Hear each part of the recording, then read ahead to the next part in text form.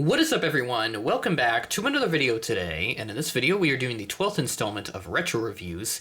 Today we're going to be taking a look at my Gemini Jets 1:400 scale WestJet Airlines Boeing 767-300ER. So this is a model that I've completely forgotten about that I had in my collection. I was only reminded of it one night, on the night that I'm recording this video actually, which is in late November, so this video was recorded a while ago from when I'm going to have this come out.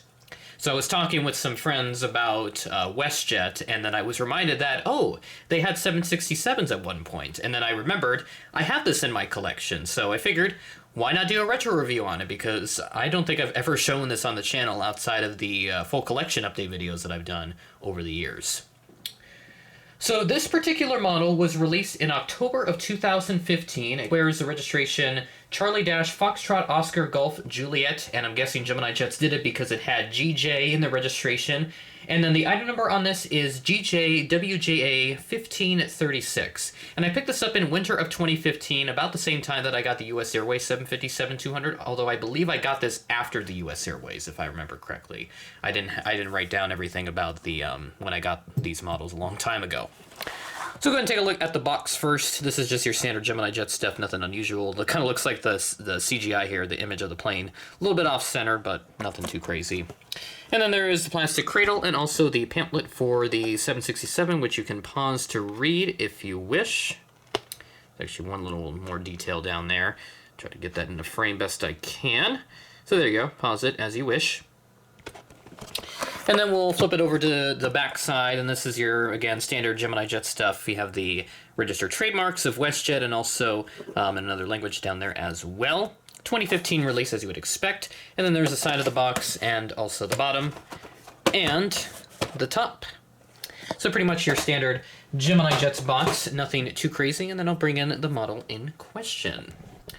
So I kind of faintly remember when Gemini Jets released this. I was a bit interested by this. The fact that WestJet had something different than a 737, as that's pretty much all they've had their existence. So when they got the 767s, I was quite interested in it. And then when I saw Gemini Jets do this model, I was like, oh, I kind of want this. So I got it, and here we are.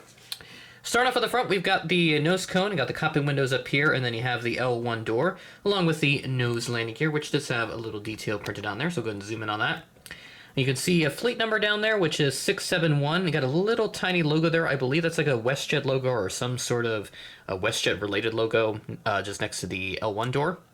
You got the WestJet titles up here, along with an antenna, and you've also got this little red line marking kind of like a red zone where you can't go past this line if the engines are running, otherwise you get sucked in. And then you have the updated WestJet logo here, which is in the shape of the maple leaf, which is on the Canadian flag.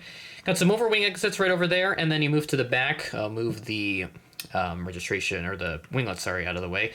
Got probably Canada right there, Boeing 767-300ER, and then the registration up there, Charlie-Foxtrot Oscar Golf Juliet. And then the WestJet tail, and you can also see just at the top of the tail, the same fleet number is printed up there.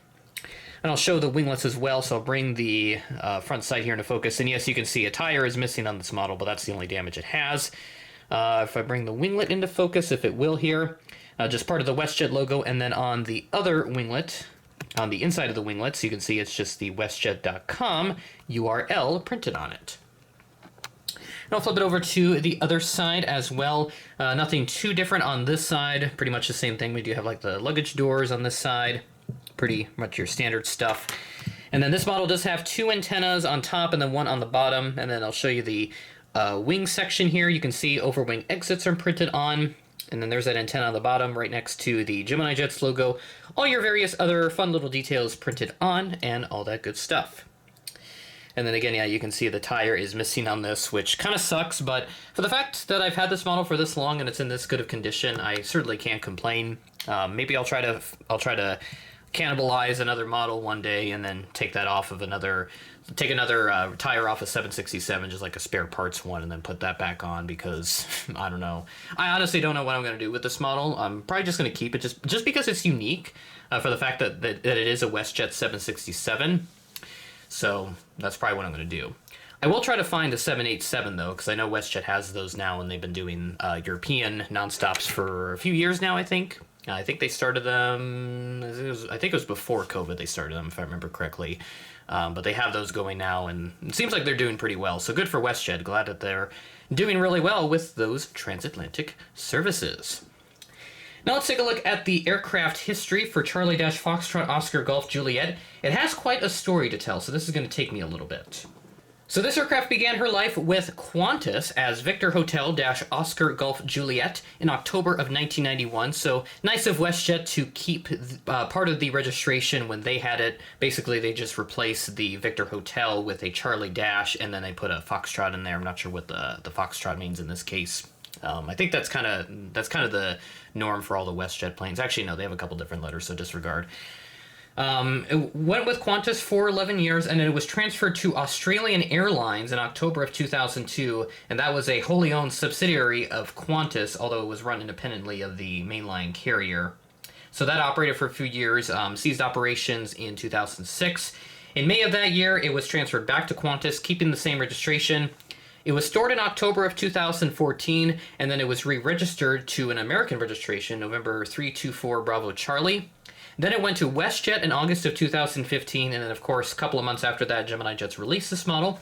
And then it was also re-registered to Charlie-Foxtrot Oscar Golf Juliet, which is what the model is wearing. It was stored again in March 2020, right at the height of the COVID pandemic. And then it was re-registered to November 503 Alpha Zulu, converted to a freighter aircraft, and then transferred to Air Transport International, or ATI. And then the current status of this aircraft, it is flying with Amazon Prime Air, but it is operated by ATI as of March of 2021. So nice to see that a basically 32-year-old airframe is still flying around, so that's awesome. It's going to be about 33 years old here coming up next October.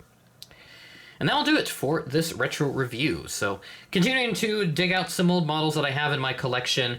This one, again, I've completely forgotten about, so I'm kind of glad I got to it when I did. Otherwise, I probably would have forgotten about it again, and then it would never be shown on the channel. So hopefully you guys like this retro review, and then I'll be sure to continue to pull out more old models that I have in my collection as we move forward. So with that being said, that is the end of the video. Thanks for watching, and I'll catch you in the next video.